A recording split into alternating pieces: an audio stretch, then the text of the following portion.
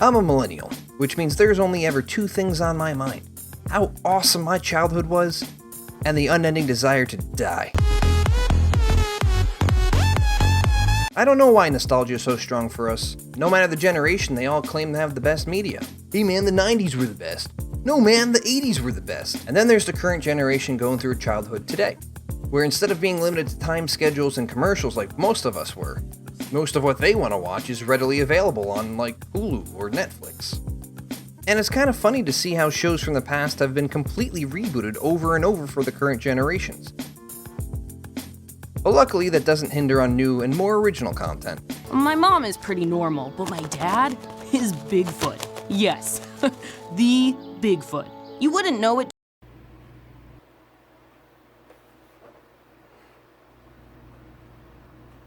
So his mom fucked Bigfoot. My generation usually fight over the big three: Cartoon Network, Nickelodeon, Disney. I don't know why it's a competition even, I watched all three. But apparently some people were purists and limited themselves to just one of the networks. And the theme of this video is Nickelodeon, creator of amazing content, especially live-action sitcoms aimed specifically for children. In fact, one creator, Dan Schneider, has been the frontman on most of these classics, like The Amanda Show, All That, Kenan and Kel, Drake and Josh, Victorious, and of course the reason for this episode, iCarly.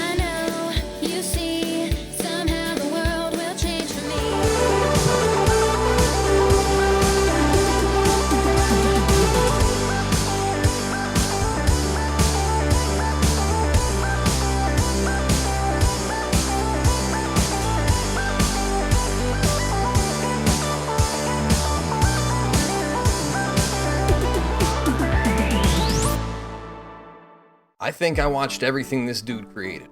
I mean, obviously Nickelodeon was a big part of my childhood growing up. I even remember when I was younger, I went to the Nickelodeon studios in Universal.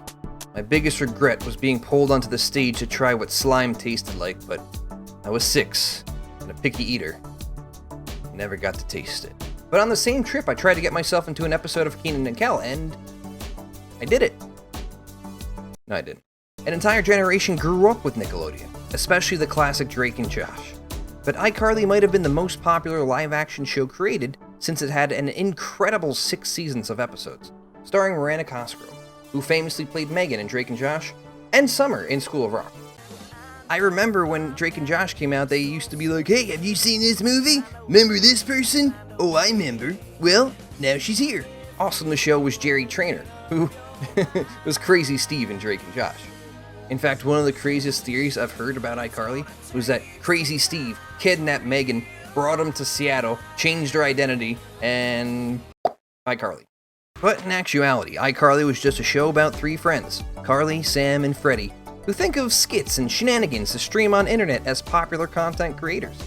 The show has classic 2000s vibes. Like, holy shit, is that? Yup, that's definitely Adobe Illustrator, alright. But the iCarly part of iCarly was about 45% iCarly. These kids still went through real-life problems. Freddie with his overprotective mother, Sam with her underprotective mother, and Carly with her Spencer.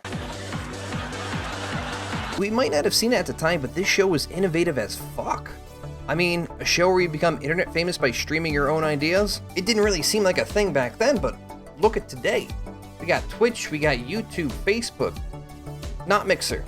Ask a kid you see today, what do they want to be? I bet you they're going to say streamer. iCarly unknowingly predicted a huge trend. Sure, I know YouTube existed at the time. In fact, they had their own version of YouTube called Splashface. Say Splashface. Thank you. In fact, they had their own version of YouTube called Splashface on the show. But this was about live, non-pre-recorded episodes. I didn't even know about Twitch until 2016, and yet they were doing it a solid 10 years before that. Which I do want to address for a second. Any streamer nowadays that has subpar quality, people are going to complain about that. If you're not even like a top 500 streamer, they're not even going to tell you. People are just going to show up, see the shitty quality, and just leave. And yet for iCarly,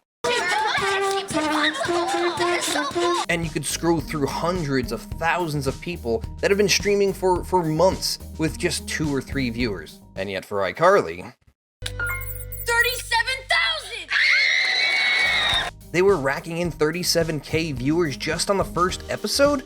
They didn't even use a streaming website. They streamed exclusively off their own website, iCarly.com. And yet they're fucking pulling in Shroud numbers in the first fucking go? God damn it. And the most ironic thing is that most streamers are gamers. It's game-related content. And yet the way iCarly labeled gamers is, Stop watching the video game channel, you big bunch of losers! You're wasting your lives! Get a job, kiss a girl, do something! No offense. hey look, they're even responsible for the first doxing. Here in Seattle. 721 Baker Street. Should we tell them what room? I don't think we should. Room 513. Don't forget to be aware of those DMCAs. Let's sing our public domain birthday song! Regardless, if they were Twitch streamers with over tens of thousands of viewers each stream, they'd be bringing in some serious bucks. In fact, that's one thing that did confuse me on the show. In one episode, Sam is called out by Carly and Freddie by how much money she's borrowing and never pays them back. Don't I always pay back every— No. So in the next episode they air, she jokingly asks the viewers to send in her money. If you want to help me out with that little problem, send me some cash. And they do. Hi, now I can pay you and Freddie back. No. But the principal of their school informs them that, You can't solicit money from kids over the internet. It's against the law. then how the fuck are the streamers doing it? It's literally the same thing as donations. You're just replacing cash with a credit card. So what, Sam can get in trouble by the law, but Dr. Disrespect can take $2 and spit in your face? Patrick XL, thank you for the $5 donation. Hey, Doc, my mom said that I can't watch your stream. The $3 donation, you know what you could do? You could put your big-ass mouth on my ball sack and give it a little suck. Yeah, he's a two-time, he could do that. But how does everyone else get away with soliciting money from children? I mean, I accidentally donated 200 and meant to donate 2. But anyway, back to iCarly. Another thing I noticed when watching was how Schneider, the writer of his show, loves to reuse jokes from his previous shows. Wait, your mom had laser eye surgery today and she's driving a car? I didn't say she makes good decisions. What are you doing here? You just had laser eye surgery. You drove here when you couldn't see? Yeah, not my best idea. Like we wouldn't notice. The show did bring on a lot of celebrities too, including David Archuleta, the Plain White Tees, Jane Lynch, Fred, Jack Black, Jimmy Fallon, Michelle Obama, the Pawn Stars, Shane Top, dude from WandaVision, dude from That 70s Show, and Naruto. That's a brilliant idea. Actually, let me put a visual for that last one. That's a brilliant idea. And by brilliant, I mean ridiculous. What's weird too is the background laugh track that is put in place when someone famous comes on the screen. Like, here's a clip from the spin-off show Sam and Cat, where they had a reunion for Laverne and Shirley. And that show fucking started in the late 70s. Who's this for? Huh? I only looked it up because the laugh track made that fake applause from the audience.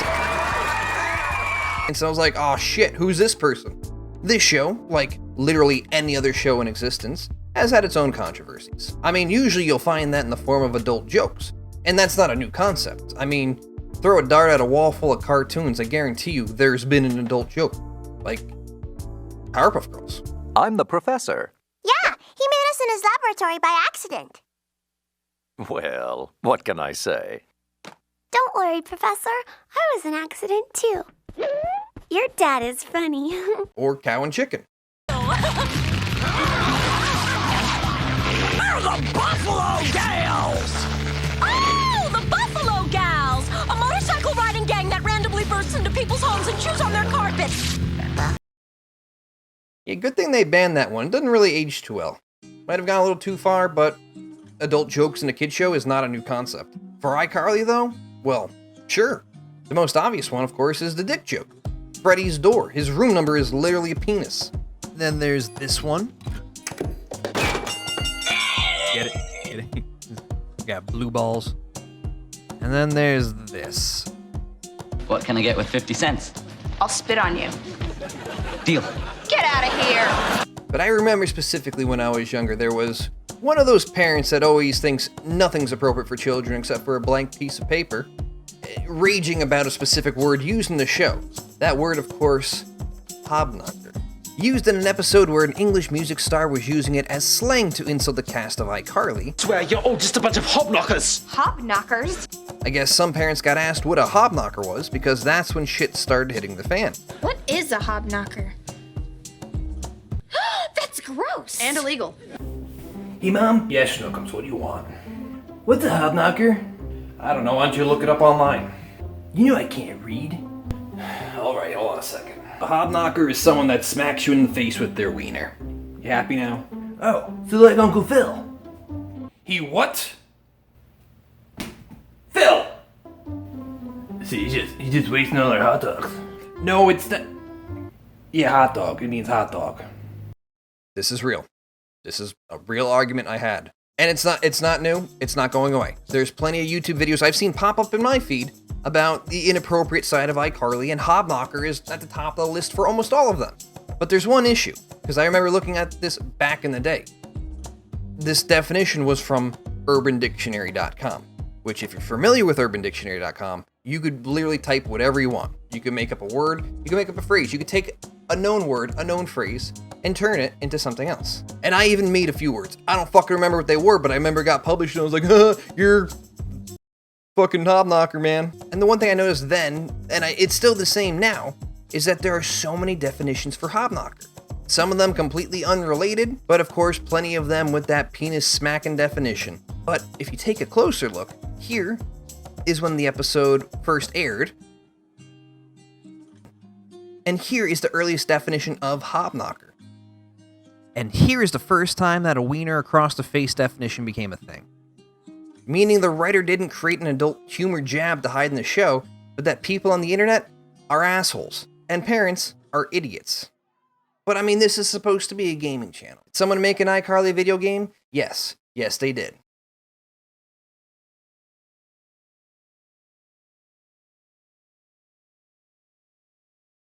For the DS. Now, what did surprise me about this game is that the original cast are voices in it. Yeah, just a little. But the voices are just to talk about random nonsense. Were you being chased through school by a giant ham sandwich? They're talking about what they should add in the show, what they should take away from the show. And when you get to playing the game, god damn it, not again. It's just another game of fucking mini games. Fuck's sake. Exciting games like put the noses on the tree, find the baby chicks. I gotta make a separate video on this, because this is any new movie and TV shows that are turned into games end up being the same shit, just a bunch of random mini games, because those are easy to make. You can have anyone make them in a fucking afternoon. These fucking games are just cash grabs. You know what? Fuck it. I'm not gonna be a gaming channel today. I'm just gonna go back and watch some iCarly. And you know what? That's what I did. I haven't seen iCarly in years, and it's never been on Netflix.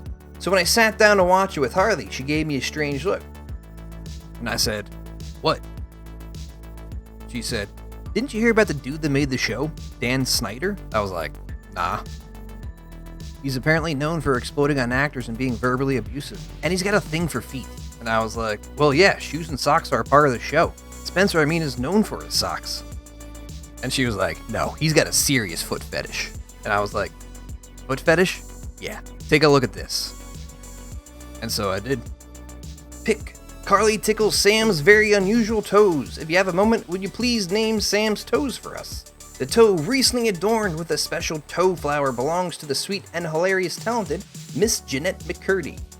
Toes, similar to fingers, but not nearly as good. Who agrees? And then she looked at me and said, "Still want to watch the show?" I was like, "Yeah." And she was like, "Well, I've rewatched a few episodes, and I want you to count how many times he makes the kids do something with their feet. Now knowing he has a serious foot fetish, and then you tell me if you're okay with that." And so I did. And guys, things got weird. 4, 3. I know, you see, this is getting kinda creepy, dude. There's just so much feet. Who put this schmo in charge of all these kid shows and made them do this shit?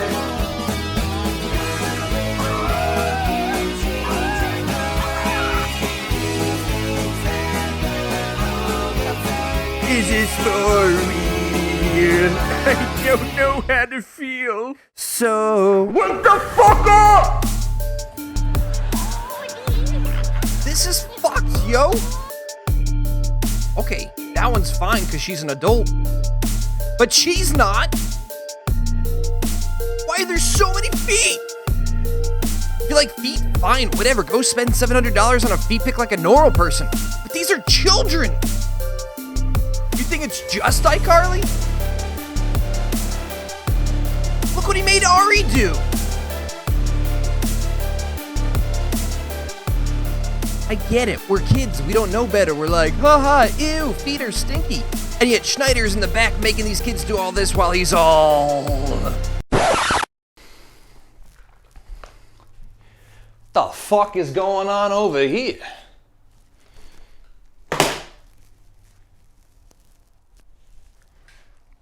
Hey, boss. Hey, champ, what's up, bud? Yeah. It's like some QAnon shit going on over here. Oh, fuck, really? Yeah. Any characters? No, you're just fucking speculating. No characters? No characters, nothing. What about Chance? He there? Nah, Chance isn't even here. Oh, fuck, so, what, you think he's stretching it?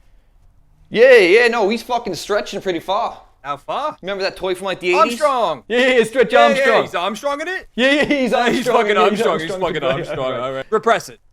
All right, you got it, boss. All right, bye.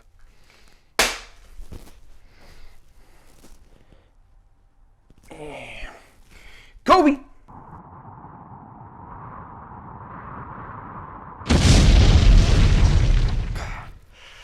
Oh, I forgot. I mean, splash damage now. Oh, okay.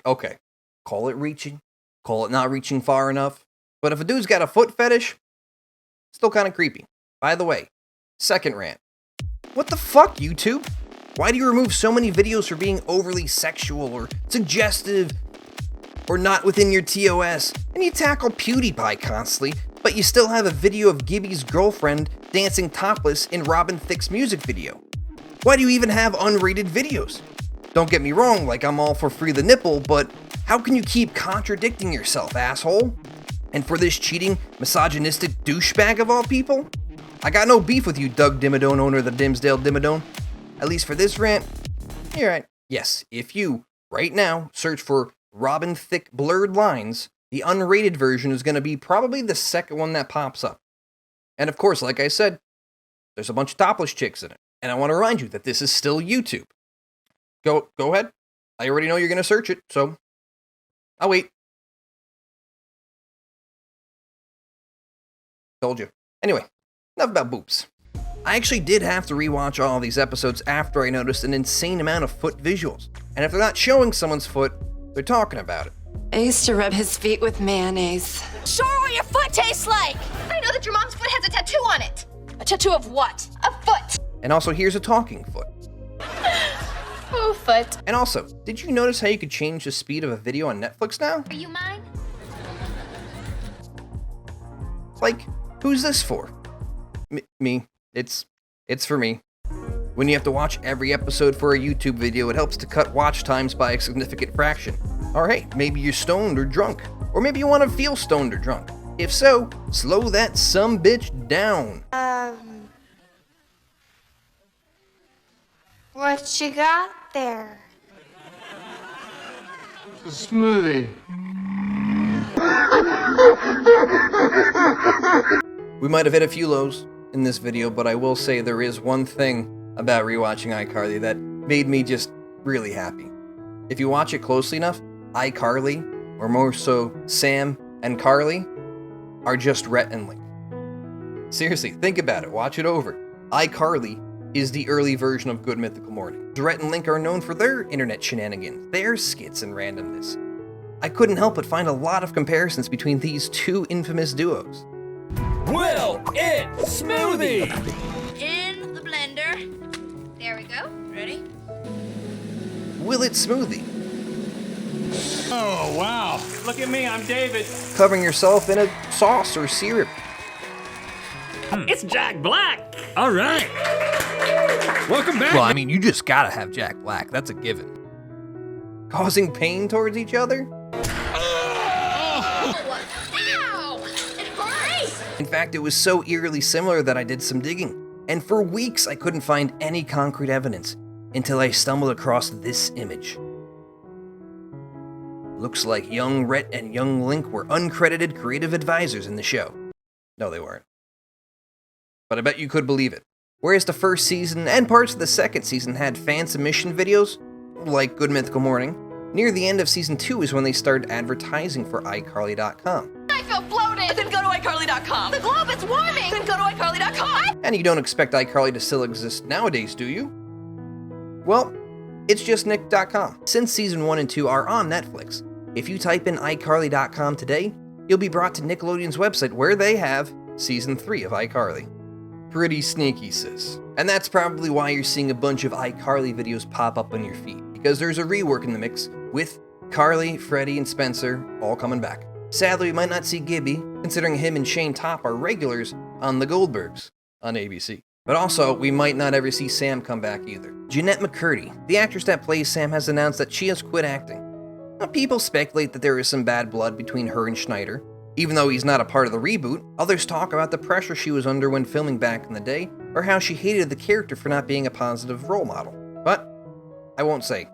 Rather, I can't say. I'm not Jeanette, I've heard so many theories out there. She does currently have her own podcast, where she has addressed some of these parts of her life, and where we will all miss Sam in the reboot. So fucking looking forward to Spencer again. Let's be honest, Spencer, the fucking best part of the show. Oh yeah, the dude that was a micro character in Donnie Darko is back, baby. And Jerry, my guy, if you're watching, Wendell and Vinny was amazing. Super underrated. In fact, I use this gif all the time. And I can't wait to watch the iCarly reboot illegally, because I will only ever use Netflix and Hulu, and refuse to keep adding to the fucking streaming services list, because that shit is fucking stupid. Alright. Don't worry guys, I'm back. I'm still making videos. Thanks for watching. So close to 100 subs. Just give me a little something. You made it this far. Just give me a little love. Give me a little like. Tell your friends. Tell your wives. Tell your children. Tell your Funko Pop dolls. Just did a video with Harley and her channel. I know it's a running joke that I have Harley as a person on my channel, but don't actually show her. But on her channel, she don't care. So head on over there. Watch our video. We just celebrated Pokemon Day, but other than that, thank you guys for watching, and catch you in the next one.